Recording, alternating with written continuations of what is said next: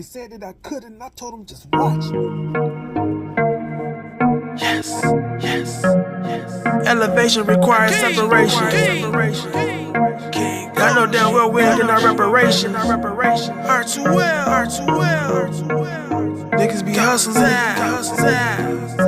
Gotta deal with all this hateration.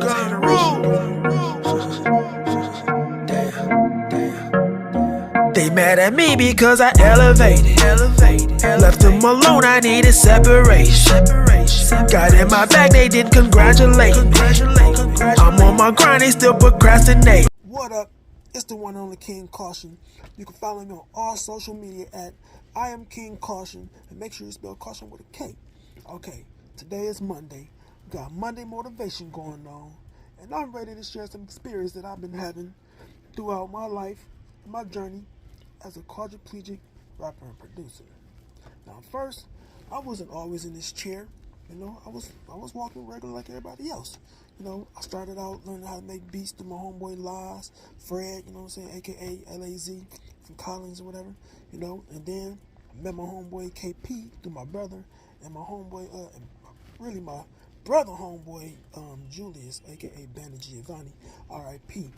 And KP showed me how to use the ASR 10. So I was using the little Casio keyboard after my homeboy Fred showed me how to, you know, make the melodies and all that stuff on his keyboard. I think he had a Yamaha or something. And then I ended up getting a little Casio, a little 6 tracks, you know, made a few beats on there. And then when I met KP, I took my Casio to the studio, and then KP showed me how I could take my loops or whatever and load them up on the ASR 10. And then, you know what I'm saying, format that, quantize it, whatever. Some of them, you know what I'm saying, they weren't always super dope, but they did the thing. Now, fast forward. No, I ain't even gonna fast forward. So after the ASR 10, then, you know what I'm saying, everybody elevated a little bit to the next level. And then we all got on to the Core Triton. And that's when I met, I think I met Manchild before that too, around the ASR 10 era. But then we all got with Glove Records through Bandit Giovanni, you know, Julius' brother, G Love. He created Glove Records, and then that was around the time when Bandit got locked up, whatever, you know what I'm saying. I think, yeah, it takes 10 years, did about 7. But we got to the Core Triton area, so started making beats on that. And then, you know, I ain't never messed with no MPC. I don't think nobody was pretty much messing with MPCs. We was all ASR 10 and the Triton. So when it kind of came time to do the hi-hats and all that shit, we tapping them up, however you want to do it, and then quantize it, pat, pat, pat. You know, so I was really hating. I was hating motherfuckers who was doing the little NPC shit. I look at the motherfuckers over there cheating. These niggas got these motherfucking boxes with these little squares and shit. Or they gotta just push a little button. That motherfucker's like hell no, nigga. We over here, you know what I'm saying, tapping that bitch in like, you know, some fingers, nigga, putting in that work. But after that, then, you know, I messed with the NPC a little bit, not too much, but I still like the keyboard way of doing everything. So then end up getting to the accident. But you know what? I forgot one thing about the Triton, the Core Triton. I think I had the big board, 88 keys, and that mug had a CD player on it, so you could pop the CD in on the side of the mug, and then you could sample anything from it. I was cold. I was a cold little work on that motherfucker. I think I produced my homeboy album off the Core Triton. Dante Cook, aka Verbal Assassin, aka VA, and Locksmith. Lock and Verb, the album. I think it's on. I'm gonna put it on the website, the R2LTV website. I might put on. I'm gonna leave it on the Ricky Selections website, so y'all can go check that thing out. You know what I'm saying? Because they never put it out. It's just certain things, you know, should be happening. And I think it's because I had gotten to the accident too. When I got to the accident, a whole lot of stuff had messed up because I created an album with this group 123. I met these little beautiful ladies, Paris, Leia, and their cousin. Damn, what's the cousin name? Little light skin. It was called 123. I'll think of her name in a second. It was them 3, and I produced their album with the Triton too, and I was sampling on that mug too. And also I think a couple of their beats were made off the Phantom. G had bought a Phantom from somebody. I think it was from Guitar Center, and it was the Phantom. And the Phantom had the pads on it. That motherfucker was cold, man. He let me use that thing. I think I made about 6 beats on it before he came back and took it. Cause I ain't had no money to buy that motherfucker from him. But I ended up getting a Korg Triton though when he shut the studio down or whatever. And so then I ended up getting to the accident end of 2006, and before that I started using FL Studio. FL Studio came out in early 2000s. Around that same time, it was ASR10, MPCs and all that, Korg, Phantom, and then FL Studio started coming into play. I went to I went somewhere in Flint or was it Flint? Flint or Battle Creek. It was my oldest son's mom family. We had went there to visit some of their cousins or whatever. And one of the little cousins, this little dude had motherfucking FL Studio. I'm like, what the fuck are you doing? What's that shit? He's like, it's Fruity Loops. That's when they was calling it Fruity Loops back then. I'm like, damn, let me try some shit. Man, as soon as I got back to the crib, I started messing with FL Studio. So then I ended up getting to the accident. Get out the accident. When I'm in the hospital and all that, I'm like, man, I don't care what the fuck I get back, as long as I get back enough arm strength to keep making beats or whatever. Okay, now look, I came with my hands, but I'll be using this keyboard. Let me see. I don't know, I'll show you quick. It might be crazy, but it's that raw shit, you know what I'm saying? It's just me. Damn, hold on. He ain't getting tired. Gotta get positioned correctly. Alright.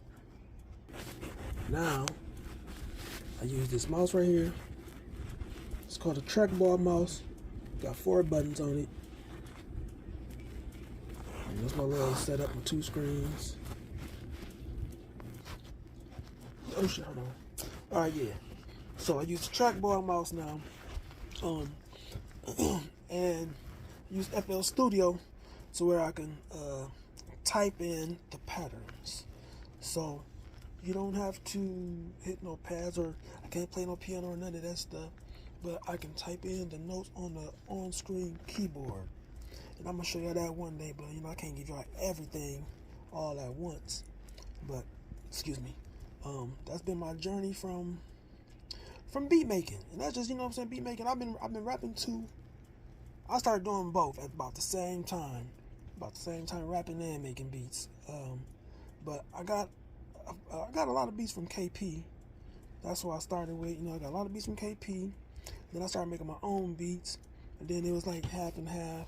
I got a couple beats from Shadow over on Mad App. I got like 2 of them. One is called my niggas bust, cause my name is on, my name is off. And then I got another one called Keep It Gangsta. I'm like, dope. I'm gonna put both of them on my website. Y'all can get all that stuff sometime this week. It's gonna be I think I got a Lost Treasures album part 1. I'm gonna have to do another one, or I might just have like a playlist of all the unreleased songs that ain't never get put out or whatever, so I can check them out. And if y'all like them, y'all can go ahead and download them for $1. Celebrate. I mean, not celebrate, but support. Show some support. And I've been performing all over the club, like all over the city. I haven't really opened up for no big artists, but that time still gonna probably come. I don't really care to open up for some big artists. I just wanna perform, rap, make beats, and gain, you know, real fans and supporters. That's it. So even if I don't make it to the top, as long as I can gain enough supporters that can support me enough to live off what I love doing, that's all that really matters. You know what I'm saying? We ain't got to be multi-quadruple trillionaires, because, you know, the higher up you go, the more weirder it gets. But as long as I can get enough money to survive, not even survive, just live comfortable what I'm doing. You know, I'm in my own studio, own home studio. Got the mic right there, the Chaotica bar. I got the booth, but when I'm by myself, you know, who gonna record me? So I gotta do it. I be turning the fan off. Let me see. Above my head, you know what I'm saying, eliminate all the noise and anything else. But yesterday I was trying to record, but it was hot as hell. We ain't want to turn the air on because, you know, it's like towards the end of summer. But it was hot as hell. I said, fuck that. We turned the air on a little bit today, but I might try to record a few things. But yeah, I've been performing all over Grand Rapids. Then and the wheelchair changed a little bit because people don't, like certain DJs really don't, if they don't know you too much, then they ain't gonna show you the type of love that other DJs do. Because a few times when I perform, I had a headset that I bought that I put in my ear for, like, you know, all the other performers when they be dancing and all that shit. But I had one because I can't hold no mic or whatever. So I performed at the Orbit Room, and it was like 2014. I forgot what DJ it was, but I know Mike Buxton had threw an event, and I performed there. And the DJ, for some reason, I couldn't get a sound check. I was like one of the last ones there. I was about 5-10 minutes late, but there wasn't nobody there, you know what I'm saying, to get anything started. So couldn't get a mic check, sound check. So when it was time for me to perform, I had to just fly up there and pick a mic. But it was super dope though, because they had, like, the way I had my intro set up, it was a certain way. So when I got up there, we like rushing to find the mic that was working. And right before the song dropped, one of my homeboys found the mic that worked, grabbed it, and put it to my mouth, and everything dropped. That shit was dope. I was out of breath like a muff. I don't know, I ain't doing this. I was like, I ain't doing this no more. Shit. Because I was... And I don't think I performed like 2 or 3 songs right back to back to back for the first time like that. Whew. I could probably do it now, but back then, shit, my lungs was weak. But I performed again, you know, a few times here and there. A couple of DJs did the same thing. Sometimes I like performing with the mic stand, you know, like Stevie Wonder and them or whatever, like somebody to be sitting down at the piano type of thing. As long as the mic is right in front of my mouth properly. Sometimes I'm gonna be up here and shit, and I'll be having to look up, looking all weird and stuff. But other times, it's been pretty cool, you know. Man, I think when we got that when I started working on the Triton keyboard, the first person that bought one of the beats from me was my homeboy Tito. I think what's his name now? New Money I'm Getting. You know, Tito was Street Art Entertainment.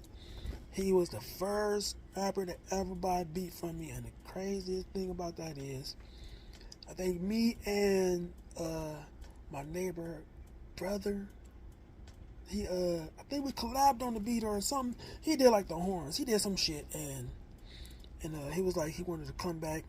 He was gonna come back and, you know, try to make some more beats with me or something. He never came back. So Tito ended up listening to the beat. Sold it to him for like $25. And then I don't know, man. It's been like probably some years probably went by or something. And I was cutting grass with my dad one day, and it was just getting through. My dad was in the truck already. I'm putting the lawn equipment up. And then, you know what I'm saying, a dude walked up to me. Like, fall. Motherfucker asked me about, man, you sold my beat to Street Art. I'm looking like, man, what the hell you talking about? Yo, beat. You mean the beat we collabed on? Man, I don't care what it is, man. You sold my beat, man. I'm like, man, you got a problem, man. What, you want half of the money that I done sold him for the beat? Because we made the beat and you never came back. Yeah, I'm like, all right, so you want $12.50? Because I only sold the beat for $25.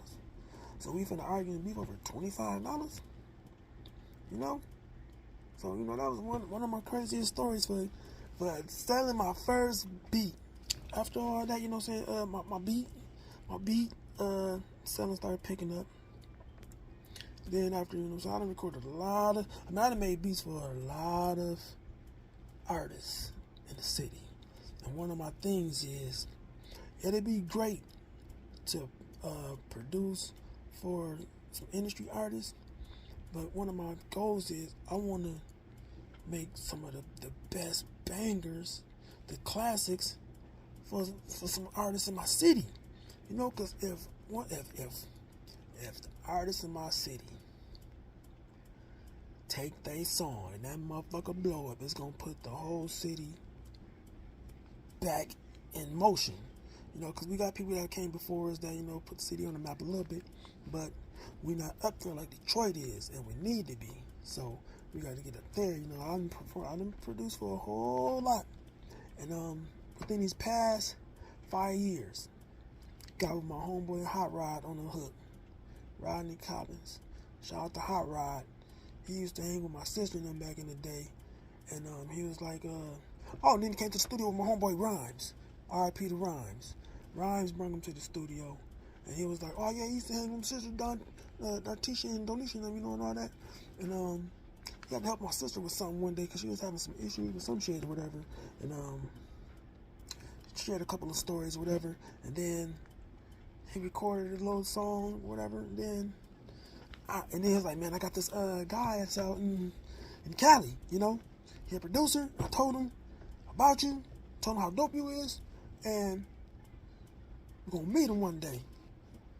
And you know what I'm saying? Time went by, a couple years went by, but guess what? I fucked around, went out there. I was scared to fly. I never flew ever before, but with Hot Rod and Mo McCoy always told me, boy, you got to get on them flights, boy. He's like, ain't nothing to be scared of, get on them flights. You'll never want to drive again or whatever. Even though I be seeing Mo McCoy drive from motherfucking Cali, New York, he be driving motherfucking. But back to the story or whatever. I got on the flight. Me, Hot Rod, and like 9 other artists all flew out to Cali to record with Mike G. Mike G is a little white producer, Jewish, whatever. Producer out there, you know what I'm saying, super well known. His tag be like, Mike G, you can't do it to him, man. You know, recorded with him. That shit is like right around the corner from everything, like right around the corner from the Hollywood sign, everything, man. I'm like right in the heart of LA, Hollywood. So went to his crib, you know, and he had his stuff set up. It's pretty dope. I recorded a song. It was like I recorded a song here first, but I wanted to see how he could freak it. So I went out there and recorded the song. It's called What You Smoking On. It's on all platforms. It's on my website too, so y'all can go check that out. And then after Cali, we ended up going down to Atlanta. I think we drove there first and met up with this other producer, Cash Clay. Cash Clay, he more make beats and stuff too, you know. Mike G, he more like a engineer. So he more of an engineer type of producer, and then Cash Clay is more like beat maker producer and all that shit. And he done made beats for Amigos and all kind of people. So half them hits y'all be hearing on the radio, hey, he part of that shit, man. And we supposed to be collabing, you know what I'm saying, and collab on some beats too. So I just got to figure all that stuff out with my situation. You know what I mean? Not being able to play the piano or anything. You know, we're trying to figure all that out. And when I go down there, I might have to take my trackball or something so we can collab, make some classics so y'all can hear some of my production on the radio mixed in with, you know what I'm saying, Cash Clay beats. But yeah, courtesy of Hot Rod, you know, the beats can get you places. As long as you take your stuff serious and, you know what I'm saying, learn the game, learn the business, and get with the right folks, you can make some things happen. So shout out to Hot Rod on that, you know what I'm saying, for connecting me, connecting the dots, teaching me a few things. You know, we locked in. And we've been making some moves, y'all. We don't talk about a whole lot, but we've been making some moves. And there's still more moves to be made. So y'all stay tuned. This is a King Kaution exclusive.